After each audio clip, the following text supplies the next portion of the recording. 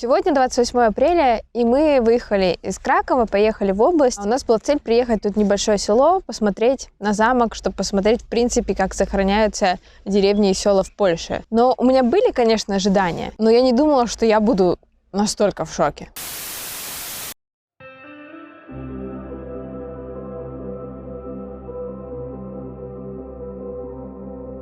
Где-то в часе езды от Кракова находится такое небольшое село, я могу неправильно назвать название, Вигелжув. И мы сюда приехали, чтобы снять вот этот ролик в цикле наших роликов «Видеокапсул», куда мы приезжаем в разные места и показываем, как вот в 2022 году люди сохраняют места, в которых они живут, какие-то свои особенности, свою историю, чтобы вот, рассказать будущим потомкам, что вот как выглядели наш быт, наши города, наши села в это время.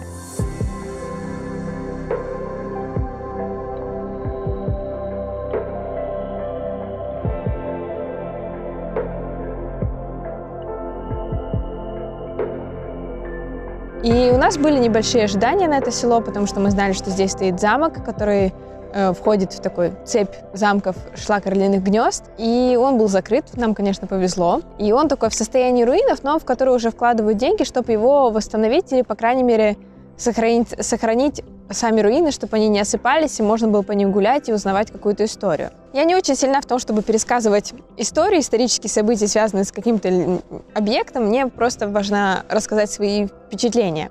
И вот мы видели много замков, и вот эти руины мне нравятся, потому что в них сохраняется, видно, что их поддерживают, чтобы они были полностью, не какая-то мусорка условно стояла, а вот они при этом поросли плющом, и это выглядит очень красиво. Оно передает дух, который пережил очень много разных событий, и нападения шведов, и пожары, и там стояли тюрьмы, в которые кидали неугодных священников и так далее. То есть там каждый замок, которых тут очень-очень много в Польше, он хранит историю.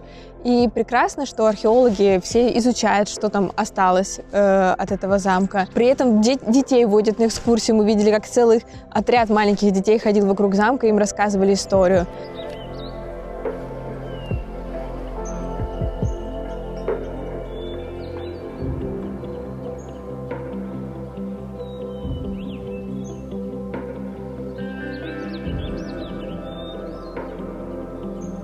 При этом вокруг этого замка сохранен лесной парк, он тоже находится под охраной, который очень красивый. То есть ты можешь погулять наедине с собой, о чем-то подумать, при этом окунуться в природу. Рядом такой замок, который прям пышет историей 13-14 века. И при этом ты можешь узнать много полезного. То есть ты в одной точке погружаешься из современности в разные-разные века, если ты изучаешь историю этого места, что происходило.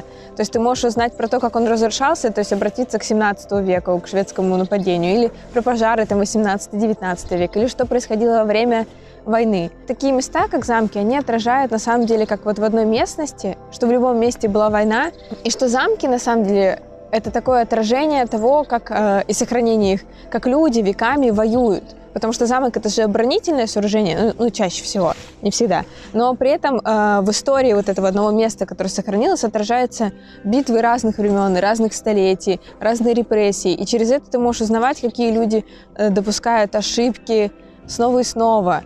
Все эти замки стоят на известняке и построены из известняка, который сохранил в себе 150 миллионов лет назад. На этом месте был океан, и поэтому в этих камнях, из которых сложен замок, который сам по себе древний, ты можешь подойти, посмотреть на остатки ракушек или чего-то еще, то есть следы древнего океана, который тут был 150 лет назад, миллионов лет назад на этом же самом месте. То есть ты можешь из одного места погрузиться в разные-разные истории, о том, сколько люди и вообще Земля всего переживает, как история сменяет друг друга. И мне кажется, очень здорово, когда дети изучают это не по учебникам, и они историю, свою собственную культуру познают не через буквы, а они могут представлять картинки, слышать легенды. Что меня поразило еще, что само село в Польше вот это выглядит так красиво, так как-то идеалистически, что ли. Такие может быть, это плохо говорит, наверное, о нас, о моей родине, что меня удивляет порядок, аккуратность и то, насколько богатые ухоженные дома находятся в селе, которые... Вот тут на самом деле вот в Малопольском воеводстве в какое село не приедешь, здесь обязательно что-то будет интересное. Вот здесь помимо замка еще находится этнографический музей. Мы сначала как бы, такие думаем, этнографический музей обычно звучит это не очень интересно, что как бы зря. Мы сначала зашли в корчму, которая тоже оказалась безумно красивая, интересная, стилизованная под другую эпоху. И очень вкусно и интересно есть в таком месте. Но потом мы все-таки, решили пойти в этнографический музей. И тут я оказалась вообще под впечатлением больше, чем от замков. Потому что в этом этнографическом музее я советую всем обязательно сюда приехать. Это музей под открытым небом. Историки, археологи, этнографы, они собрали деньги на такую инициативу. Они перевезли из разных городов, из разных мест старые сохранившиеся оригинальные здания 18-19 века домов, как жили обычные люди в деревнях. То есть тут есть и здания для животных, и дом более-менее обеспеченных крестьян или менее обеспеченных крестьян. Там везде воссоздан их быт, кроватки, ковры, там рисунки, столики, детские как выглядели. То есть, в общем, в целом они воссоздали под открытым небом оригинальную деревню прошлых веков.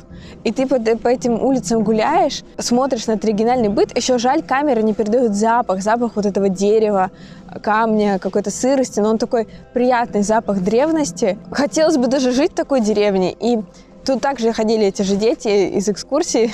И, наверное, так гораздо проще, не через какие-то знания, запоминания годов или чего-то еще в своей голове держать свою культуру, свою историю, которую вот веками складывать у себя по полочками, что как выглядело, как люди жили. И мне кажется, это очень важно понимать, потому что история меняется, историю очень важно сохранять. Нам кажется, что то, как мы сейчас живем, так было условно всегда, так мозг все воспринимает.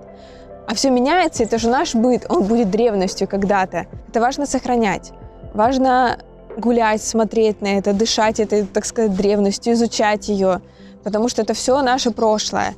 И, пусть это не мое, я не полька, но прошлое, но его тоже мне интересно изучать, смотреть на это. И мне безумно хотелось бы, чтобы, условно, в каждой деревне в моей Сибири или где-то еще сохранялись тоже старые дома. И они разрушались. То есть польская деревня, она как бы не умирает, она цветет, пахнет и еще бережет все свое прошлое. Это очень важно. Большое какое-то уважение всем историкам, которые этим занимаются.